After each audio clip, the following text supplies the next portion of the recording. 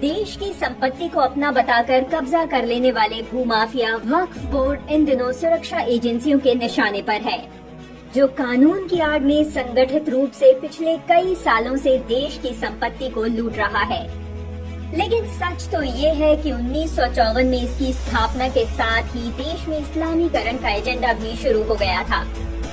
आपको यह जानकर हैरानी होगी कि दुनिया के किसी भी इस्लामी देश में वक्फ बोर्ड नाम की कोई संस्था ही नहीं है। यह सिर्फ भारत जैसे देश में है, जो इस्लामिक नहीं बल्कि एक धर्मनिरपेक्ष देश है। 1995 में पीवी नरसिम्हा राव की कांग्रेस सरकार ने वक्फ एक्ट 1954 में संशोधन किया और नए प्रावधान जोड़कर वक्फ बोर्ड को इतना ताकतवर बना दिया कि आज वक्फ बोर्ड जब चाहे, जहां चाहे किसी की जमीन को हड़प सकता है।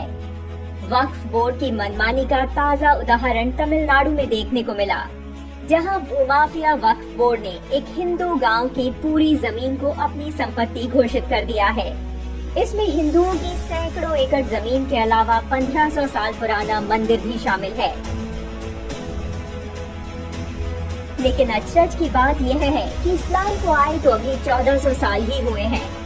वक्फ बोर्ड को ये सब मनमर्जी करने का अवसर देता है 1995 का वक्फ बोर्ड एक्ट, जिसके अनुसार यदि वक्फ बोर्ड को लगता है कि कोई जमीन वक्फ की प्रॉपर्टी है तो ये साबित करने की जिम्मेदारी उसकी नहीं बल्कि जमीन के असली मालिक की होगी।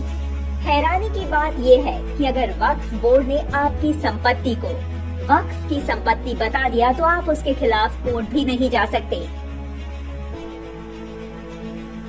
मुस्लिम तुष्टीकरण का परिणाम यह हुआ कि वक्फ बोर्ड ने आज इतनी जमीन कब्जा ली है कि स्वयं को छोटा देश घोषित कर सकता है। इसका अंदाजा इस बात से लगाया जा सकता है कि भारतीय सेना के पास करीब 18 लाख एकड़ जमीन है, रेलवे के पास करीब 12 लाख एकड़ जमीन और वक्फ बोर्ड के पास 8 लाख एकड़ से भी ज्यादा जमीन है। साफ है कि वक्फ बोर्ड देश का तीसरा सबसे बड़ा भूमि मालिक है।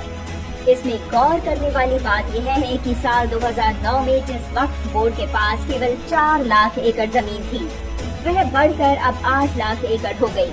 ऐसे में सवाल उठता है कि 13 सालों में वक्फ बोर्ड की संपत्तियां दोगुनी से भी ज्यादा कैसे हो गई हैं। वक्फ बोर्ड पर आरोप तो ये भी है कि इन संपत्तियों से होने वाली आय को वह देश विरोधी गतिविधियों, लव जिहाद और धर्मांतरण जैसे कार्यों में इस्तेमाल करता है।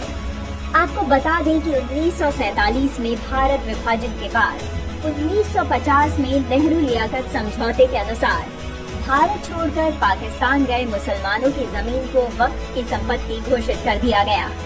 लेकिन दुर्भाग्य है, पाकिस्तान से भारत आए हिंदुओं की जमीन पर पाकिस्तानी मुसलमानों का कब्जा आज भी बरकरार है।